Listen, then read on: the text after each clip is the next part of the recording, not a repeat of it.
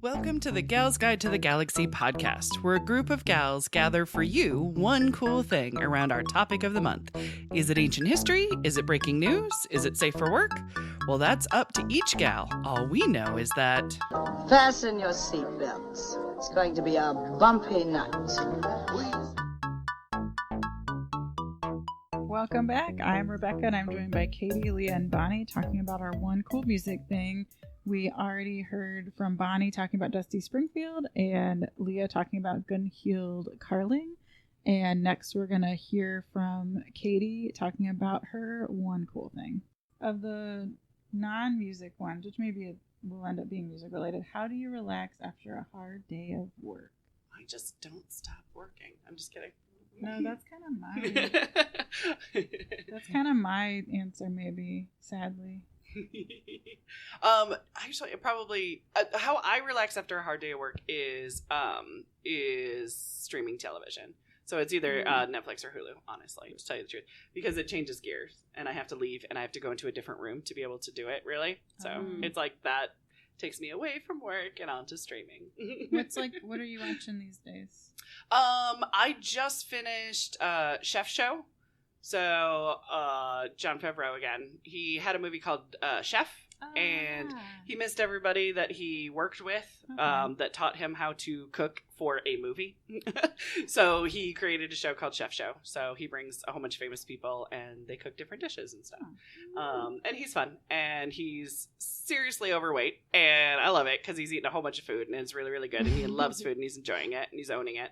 I just really don't want him to have a heart attack. That's what I'm worried about at this point. I wouldn't trust a chef that's not overweight. Well, at the same time, if they have a good metabolism, like I've learned that, like, think of Anthony Bourdain. I mean, he just had a good metabolism. He ate a lot. He wasn't on a diet. He didn't I'm not going to eat. No. He just had a good metabolism. But yeah, Jon Favreau. And then he'll go on different diets. But I like watching Jon Favreau because he's such a people pleaser. And he's trying to do it with food. And it's adorable. And I'm like, I get you. I feel like, I can relate to that. The movie Chef is very good. But the Netflix... Is that the one with Bradley Cooper? No. It has John Leguizamo and Jon Favreau as the main guy. And Scarlett Johansson. It was an independent movie. Chef. Okay. It was... Jon Favreau directed Iron Man and Zathura and Jungle Book. And this was his way of saying, you know what? I need to make an indie movie. He wanted to get back to basics. It's like an ensemble dramedy something. I've never seen it, but it's good. It will. I don't think the trailer does it justice. I think it grows on you, and you're like, "Damn it, I loved this more than I thought I would." So therefore, I watched the Netflix show. Let's see, what do you guys just do to unwind? I get out of work pretty late, so I pretty much eat and go to sleep. You're like, you use work to exhaust you? Pretty much. That is fair. Katie, what do you do? I honestly don't have a good, healthy response. What's your unhealthy response? Get home and I aspirational have a beer. Yeah, see? No, I like doing... My partner works, fiance partner. I don't know. That's weird, but whatever. Your fiance? Yeah, my fiancé. The person I live with, or I think rather he lives with me. But there you go. Yes. He works at the same place I do, and so we can go home and kind of relate to each other's day. So having a moment to be like, "How was your day? What was the best part of your day? What was frustrating about your day?" So kind of having the talk your day off. Talk your day off. I like it. I was going to say talk your day out and then shake that off and you're home and you're good. So combine it, multitask. You just got to talk it off, guys. Talk it off. When you get home. Yeah. Mm-hmm. I like it. I have a feeling that'll be our new t-shirt. Talk it off. Talk it off. And I too am a big fan of the binge watching. Right. I don't have anything. I'm trying to think. I've watched so many things. I'm trying to think what I'm watching. Well, we were talking earlier, but it's for after.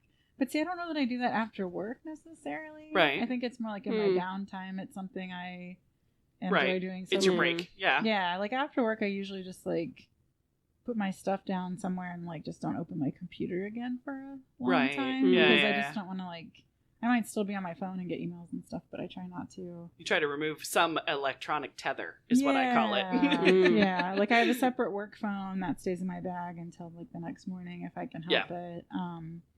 And same with like email. I might look at it, but I won't respond to it, or I might not read it that in depth. I'll just if it doesn't seem like this is absolutely emergency, it's like, yep, that can wait till the morning when I go back to work. And most stuff can wait. And then I like it's probably like no secret. I like mowing my grass.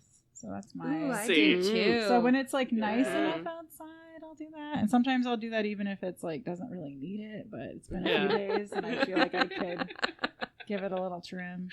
So that's probably my answer to that. I dig it. Well, guys, I almost shocked myself with who I picked because I am not a country music fan. You're whatsoever. I would have lost a bet, basically. You would have, huh? But let's blame drunk history as we can in so many things. Yes. We can. I think the show is an episode of drunk history. We're like, that looks like fun. Yeah, let's recreate it. So forgive me, I'm going last here, people. You got this. She's had more margaritas than the rest of us. That's just me, though. But I'm going to talk to you guys about Dolly Parton. Yes! Yeah! I actually always wanted to know more about her, so I am totally down with this. I feel like I only got the tip of the iceberg, and I really find myself wanting to read the biography, the autobiography she wrote. She does have one. Yeah. See, like that I didn't even know. Yeah. Okay, perfect. It's on the wish list. Is it on the wish list? Yeah, it is. Oh, sweet. So, because I found myself, everything I kind of revealed about her came with a quote that was a bit of her sense of humor, and I love her humor. Yeah. It's so in line with what I think is funny. I, like, just off the top of my head, of course, a lot of people discuss her looks. Yeah. And that's a common thing when Or she's her interviewed and discussed. Yes. But she's got some cool costumes. Yeah, absolutely. Yeah, right? Oh, she's sequence, a stylish gal. Right? Yeah. There's a few articles also talked about how only Dolly can get away with that. Other people, they'd be saying mean things, but Dolly, they're like, no, go get it, girl. But one of my favorite quotes she said to somebody while interviewing her was, "It costs a lot of money to look this cheap." Mm-hmm. You guys have heard that one? Isn't that so good? It's a good quote. Yeah. So it was just really fascinating to learn more about her, and really just the level-headed, assertive businesswoman she is. Mm-hmm. Is not a way that she's represented in media. Yeah, but she so true. is. So she was born in 1946, and she was born in a one-room cabin in Tennessee. Oh, wow. Which she shared with her parents and 11 other siblings. She was my one of gosh. 12. And it's like one giant open, well, I mean, I shouldn't say giant. It's one room. Yeah. You're no shared space, no wall. Right. Like, She literally talks about how they didn't have running water. They didn't have electricity growing up. Wow, yeah. It was It's 46. I mean, we're talking about, like a modern era sort of thing. Yeah, it was like, And it this wasn't is that. poor. It wasn't It's that long extremely, ago. yeah, She's but it's still alive, extremely so poor community in Yeah. that part of Tennessee, very rural, and her dad was a sharecropper. Gotcha. And she was the fourth child born to her mother, and this poor lady had her 12 children before the age of 35. Oof. So kind of reading between the lines of what I found online, it sounds like she really helped take care of her siblings and raise That's them. what And you do. Yeah, even yeah. after she moved out and got married, she and her husband helped finish raising a few of her siblings. Oh, gotcha. So very devoted to her family. And she kind of credits her parents with well, maybe not who she is, but giving her the tools to be who she is. Yeah. Because she says, well, her father, he was illiterate. Oh, gotcha. And she said, even though he was illiterate, he was the smartest person I know, and really feels like she got a lot of her business sense from him. Yeah. And then she feels like she got her musical talents and abilities from her mom. Because, of course, I was kind of hinting at, her mom having all these kids before 35. Mhm. So she was actually frequently sick and not well. But she would entertain and engage with her children through music. And so they spent a lot of time in their cabin playing music, being a part of music. Her mom's dad was a minister, a Pentecostal minister, so they sang in church and went to church, and that was a huge part. And her first public performances were at the church. And then it was a passion for her, so she actually was able to get on a few other programs around Tennessee when she was a younger child, and she knew that's the path she wanted to take. Neat. I kind of jumped into where she was a little bit older, but I wanted to say another little hint of Dolly humor. is that she has described her family as dirt poor. And she said when she was born, her father, he was a sharecropper and he didn't have money to pay the doctor. So instead, he gifted him with a sack of cornmeal. So Dolly jokes that she's been making dough ever since. I like it. Yeah, isn't she fun? She finds the light in the sand. She does, right? And I just found myself like thinking, wanting to experience what she would be thinking, going from a one-room house with 13 other people to being worth millions. I know, right? What duality is that in life, right? Mm-hmm. But she's clearly a very driven lady. And in fact, the day after she graduated from high school, she left home and she moved to Nashville. Oh, gotcha. To become, I don't actually know what her intention was when she moved there. I assume she's always wanted to be a singer and sing her own songs and have albums and all of that. But when she first got there, she actually worked as a songwriter. Oh, okay. Gotcha. Yeah, I found some random facts, and I saw 2 different numbers. One number said she's written over 3,000 songs in her lifetime, approximately, and one number said 5,000. Wow. She is a prolific songwriter. She has also published a book of poetry. Really? So it's definitely a passion for her, this writing music and songs. I find them always as a kinship too, poetry and songwriting. Right. Yeah, they're just one step apart. Yeah. Oh, that's cool. Yeah, so she spent time writing these songs, and some of them were even sung by pretty famous people. But then she was pushing the people she worked with, wanting to be her own artist. Mm-hmm. And because of her look and the sound of her voice, they wanted her to become a bubblegum pop singer. I don't think that ever would have worked. No. Like they didn't hear her voice and see her image and think country music. They wanted her to be right. Bubblegum pop, very feminine. Like Nashville, Tennessee background. Yeah. Right. But that check was those boxes, not so much the pop. Right. I was it shocked would be a when I tough read that box too. to put her in. So she kind of tried to go along with that, and she did release a couple singles, and they didn't hit well. Yeah. She did try it, though. She did. Right. She released, the only one that ever charted was something called Happy, Happy Birthday Baby. Oh. I didn't look it up yet. It's kind of on my to-do list, but I was really discovering Dolly and wanted to focus more on the things she was proud of doing. So. Right, exactly. So I didn't go down that rabbit hole yet. But she kept saying she wanted to record country music. And they just didn't think that her unique voice would lend to country music. So eventually what happened was she partnered with Porter Wagner. Do you guys know who that is? Loosely heard the name. He had the Porter Wagner Show. He was in country music, though. Yeah, bluegrass, right. Sorta. Like he had a little televised show where they'd sing. I don't even know what else happened. Right, This wasn't my generation.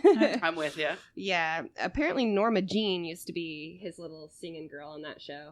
Wow, that sounds belittling, but that's what the role was that was offered. Yeah, exactly. Yeah. But it sounds like, and they talked about this on Drunk History a lot, was that she and Porter Wagner really did become like friends and partners during this show, even though she was more like the sidekick on it. Right. And even the audiences had a really hard time accepting her, and he worked really hard to get them to embrace her in this role.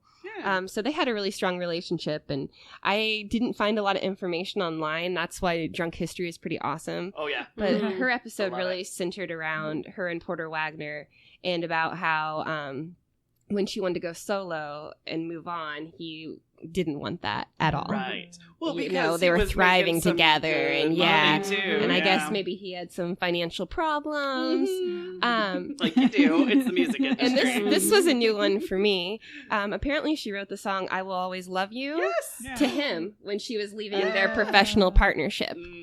Yeah. And then Whitney Houston made it super famous. Right. Well, it topped the chart when she did it and when Whitney did it. Yeah. So it's like a 2-time. It is. Chart topper. It is a good song. I think, and it probably some of those screaming, howling songs that I just like by myself, right? But it also has so much. It has so much realness in it, and you can. You just feel the emotion that they, as a writing thing, they always say tears in the writer, tears in the reader, right. And it's one of those things like the emotion in the songwriter, the emotion in the song, and I think it's just a good song. Well, and I kind of loved hearing that it was about their business partnership, because so often women are portrayed as their relationship with men romantically. Yeah. And this this was like her professional business relationship. She was like, we're friends. I love you. Yep. I will always love be you. here for you, but I'm moving on to my solo career. And in fact, if you do watch that Drunk History episode, they'll talk about how like he got into bankruptcy and then tried to sue her. And there's some not pretty history going on there, but every time she just helped him.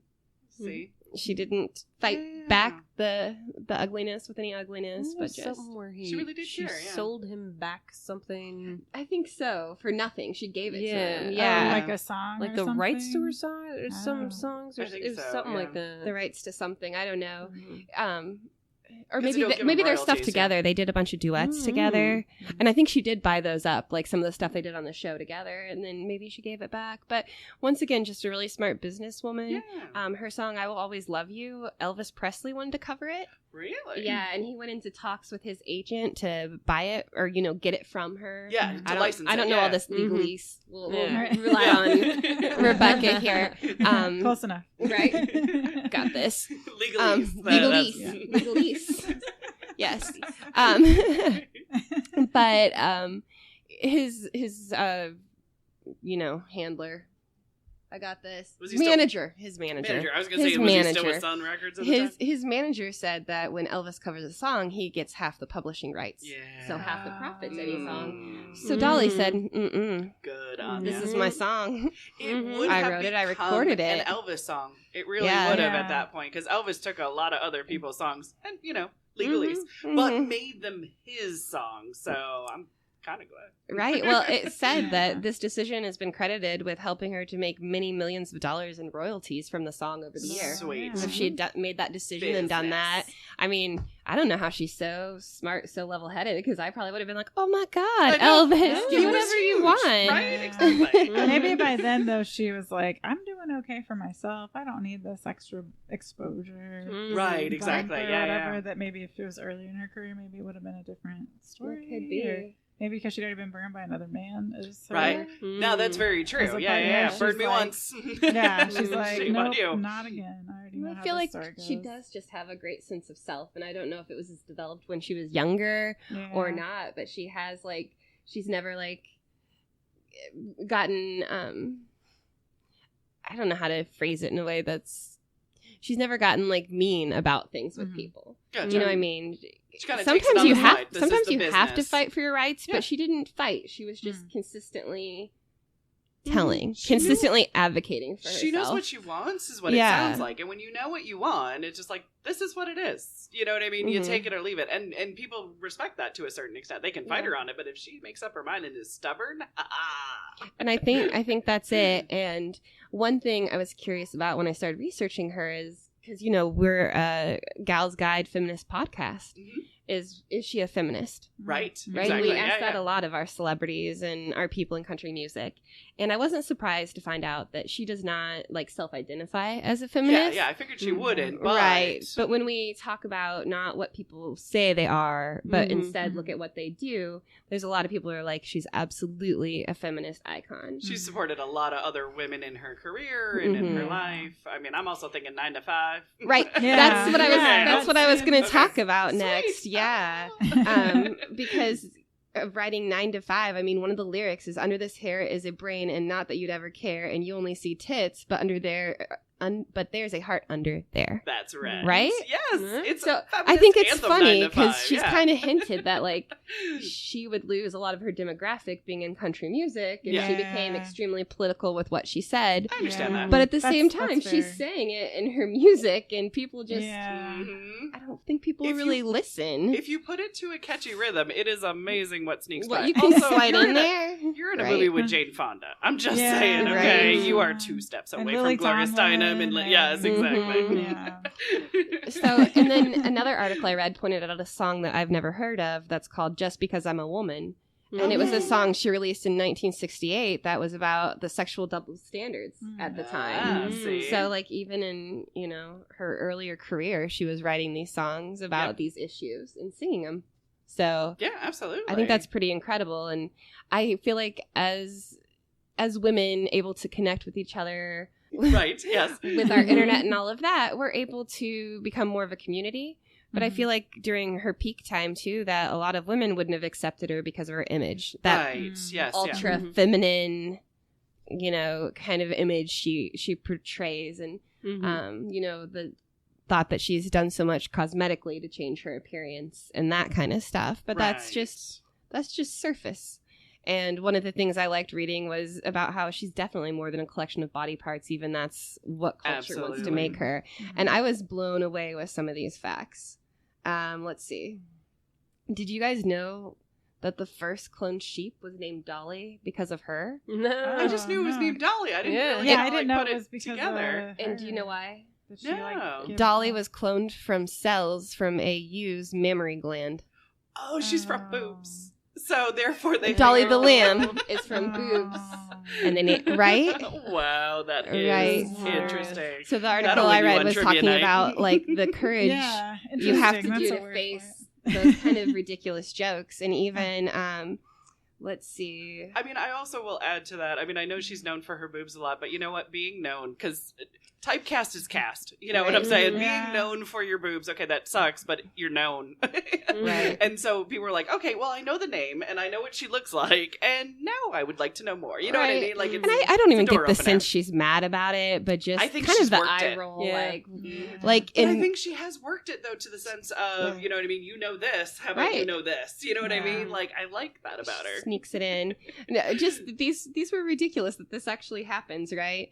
In Mobile, Alabama, the General W.K. Wilson Jr. Bridge is commonly called the Dolly Parton Bridge due to its arches resembling her chest. It has two. Okay.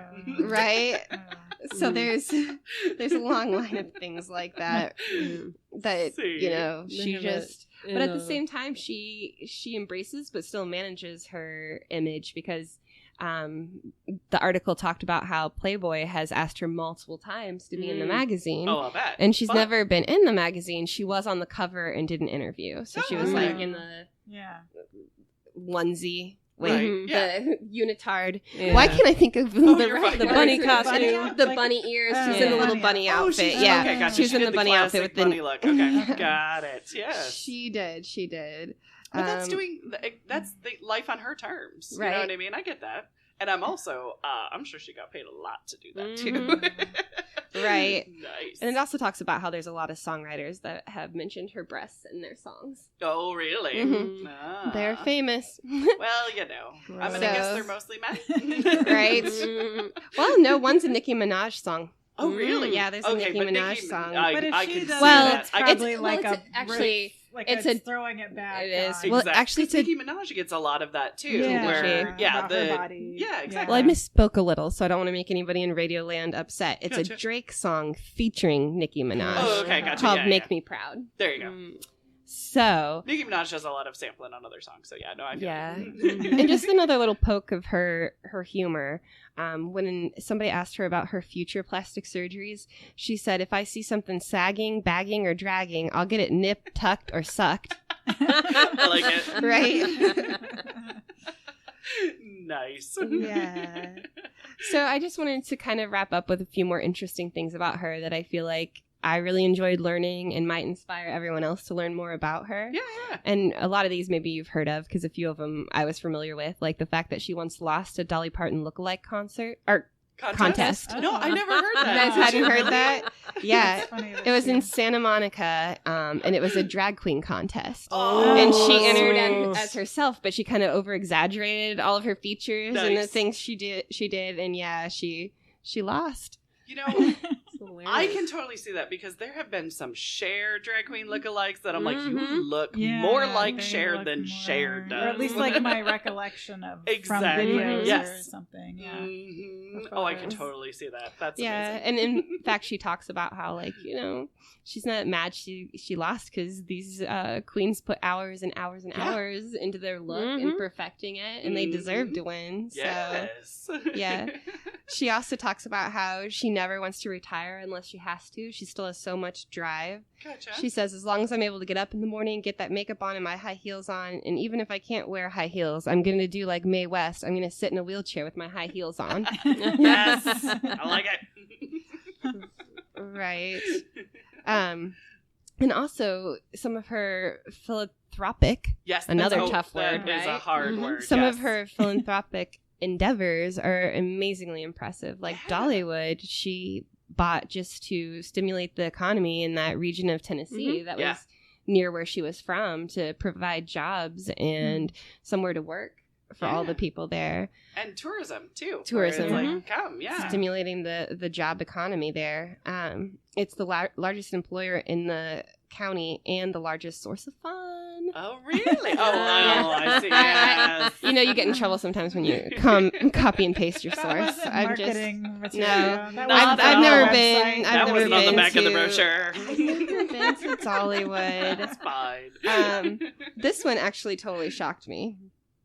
Apparently, it's long been rumored that Dolly's arms are covered in tattoos. That's why you only see her in long sleeves, and that they're only for her husband to see.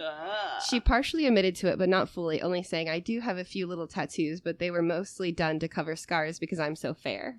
Okay. So And they might a not Dolly even be on Parton her mystery. Arms. Yeah, I I don't remember know. hearing the same thing about like Mr. Rogers. That Yeah. Mr. gosh. Rogers' arms are has tattooed. like That's why he navy wears tattoos, the sweater. Yeah, but I and I'm don't think like, that. I think yeah. that was debunked. I don't think know. so too. I think it's a common like urban legend of it must be Dolly Parton as well. But she might. I mean, but it She makes might have sense because tattooed like if it, you're yeah. in movies and stuff, you don't want Yeah. you don't want that on screen, and it's just Yeah. easier to cover it up. To Yeah. Well, I just do see it as another part of her business savvy that she controls her image and she does keep things private, even though she's so kind of warm and outgoing and shares. Yeah. And the other thing I thought that kind of really made me think of our endeavor to form our library here at Gal's Guide is her literacy program. I Yes. love her You know literacy about program. it, I do. yeah. I do. Yeah. But tell the good people just in case. I Love it. definitely will.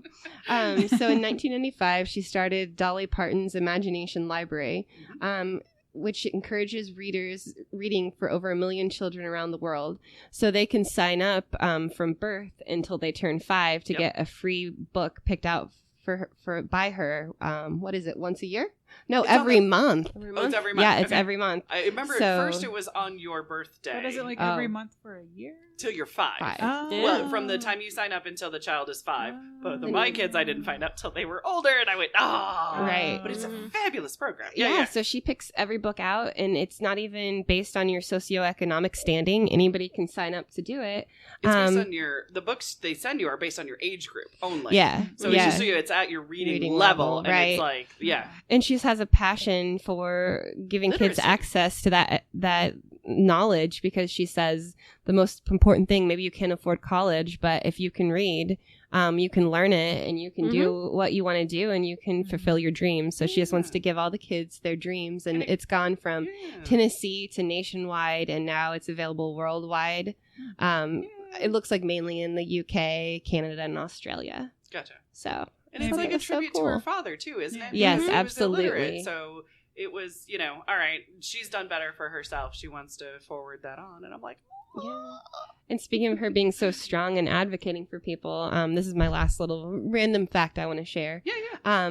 Did you know the KKK has threatened Dolly? Really? Yeah. That I didn't know. Is she not white Like, what? Like what is the? Did No. she play to a non-segregated crowd? Oh, close. Okay. Well, no. Okay. In the mid-2000s, Dolly received death threats from the KKK in response to Dollywood's annual Gay Day celebration. Oh, suck a duck. Yeah. Okay. So she doubled down on her beliefs. She said, God tells us not to judge one another, no matter anyone's sexual preference or if they're black, brown, or purple. And if someone doesn't believe what I believe, tough shit. Nice. Right? I like that. There you go. She said that she still gets Nice. threats, but she's said, I'm just a businesswoman and I just don't feel like I have to explain myself. I love everyone. There you go. Just like, I'll do what I want. Yeah. Oh my So, gosh, that is yeah. awesome. Yeah. So she's an advocate for so many, and just all around incredible. The songwriting, and then she's been nominated for a Tony Award, Okay. of course Grammys. Yes. Most nominations, I think, or it's tied with Reba McEntire for women's nominations for Grammys. I believe is what I read. Gotcha. I'm with you. I'm like, I She's would know. been nominated for 2 Academy Awards, and also 2 Emmys. So she's like all across the board. I think the Tonys because they did a musical based on 9 to 5. Oh, okay. So that's where that from. one comes from. Okay, gotcha. Yeah. And I know one of the Oscars is for the 9 to 5 song. And then, for the song. Yeah, for the song, yeah. Okay. Yeah. I mean, And then keep in mind, Eminem has an Oscar, people. A lot of times it's the Yeah. song. The guy that what wrote they "It's Hard to do. Be a Pimp," I think he's got one Uh-huh. for a nomination at least. Yeah, no, he won. Yeah. Oh, he won. I remember Barbara Streisand being very excited. Right. I'm like, Barbara Streisand just wanted to say the word pimp on the Oscar. She was very excited. Oh, okay. Who doesn't? I know, right? But I just have to say, like, everything I learned about her just made me want to hear more. So it's a pretty Yeah. cool story. Sweet. Mhm. And does she, I can't remember if you said, does she have a biography? Autobiography. Autobiography. She does I have an believe. autobiography. I don't know if Okay, it awesome. does. She have other people written about her, or is it just the autobiography? Well, the one Do I you put know? on the wish list, I think, is the autobiography. autobiography. Okay, Yeah. But I'm Sweet. sure people have written about her. Right. That would be awesome. We need like Right. a world according to, you know what I mean? Dolly Yeah. Parton. Because Yeah. they always have those world according to, like Mr. Rogers and Mhm. stuff like that. When they had, after the Gatlinburg fire, she Oh, yeah. donated a whole bunch of money Yeah. to get the town up and running. Because And that is fixed. her town. Yeah, she was Yeah. doing like promotional commercials and stuff to get people Oh, to she's come done back. tons of telethons Yeah. for all kinds of different things. So she's very invested Yeah. in spreading the love and taking care of people, and See. So just an What- outstanding lady. So what for dig it. you made her rise to the top of your list to talk about her today? What made her so freaking cool? Freaking cool, right? You're like, Um, I will cheerlead Dolly Parton. I mean, you today. just I think said it all was- these things about her, but just what was like for you? What What was connected it? for Yeah. me? I think it was realizing on that Drunk History what a businesswoman she was.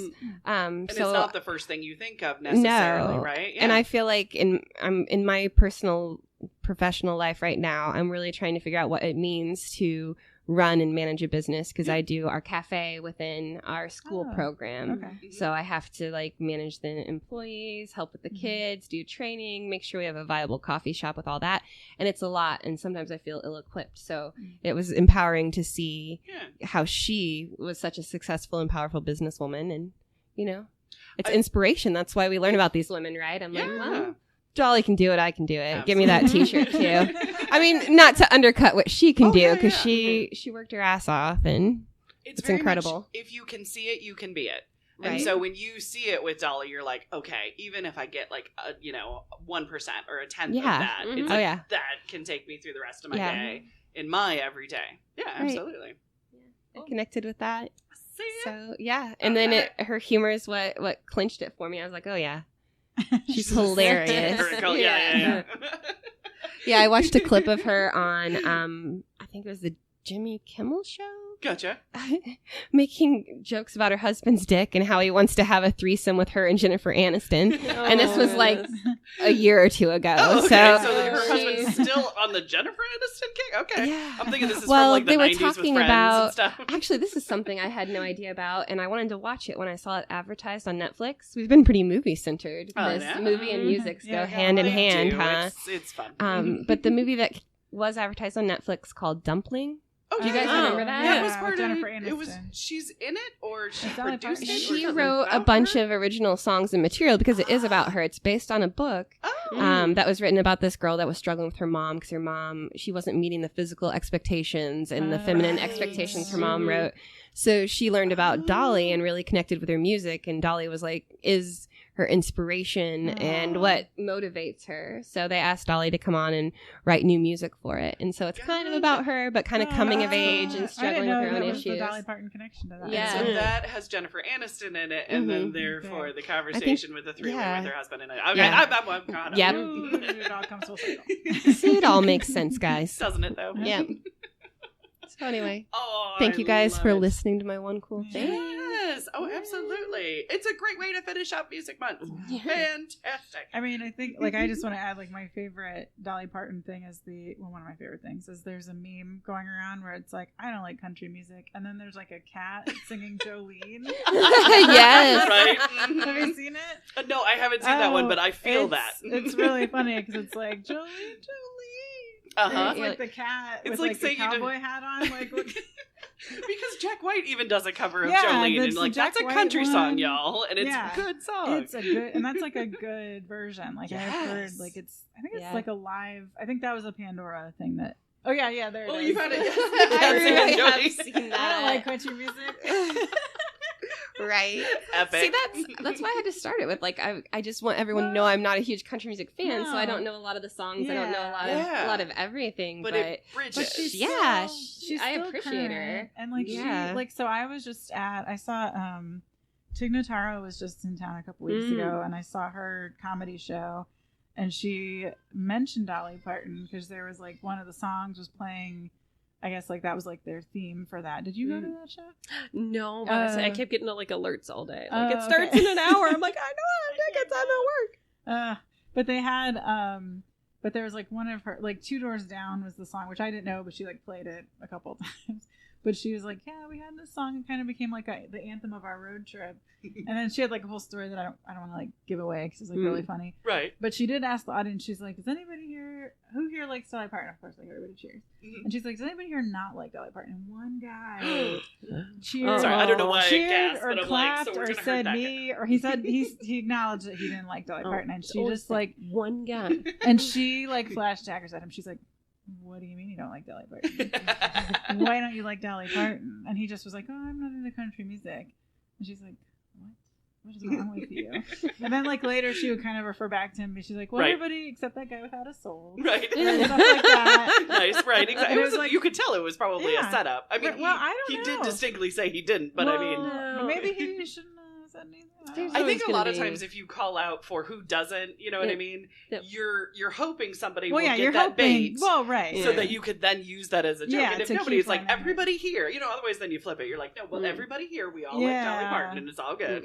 But it's just like really funny because everybody's like, yeah, we all want Dolly Parton. And then that one guy, and everybody's like, ooh. See, She's also like a super feminist comic, so it's not like it's, you know, I think she people in that branches, audience. because she's comedy, she's movies, she's music, she's a songwriter, she's a businesswoman, she's a philanthropist. Yeah, exactly. She crosses so many different streams that it's and like, even like, and my other Dolly Parton thing I was gonna say was the they mentioned I had to look up what movie it was, but they talked about the movie Rhinestone. oh how yes, did this get made. Sylvester Stallone. Yeah, oh and yeah. they were based. I'm pretty sure that's one where they said like everything about the movie was terrible except Dolly Parton. Right. They were like, I would have just watched it if it's just Dolly Parton, a Dolly Parton movie. Yeah. And if she did this, you know, like they kind of had a couple things that they thought like if they had played up her character more or did a couple things just slightly different with her. I think it was a rush production. Yeah, I remember think it watching was. that one, and I'm like, was you that just the one that his brother wrote? yeah, or something weird. I don't know. Like it was blends a with a couple rush. other movies they were It doing. had tons of money and not enough time.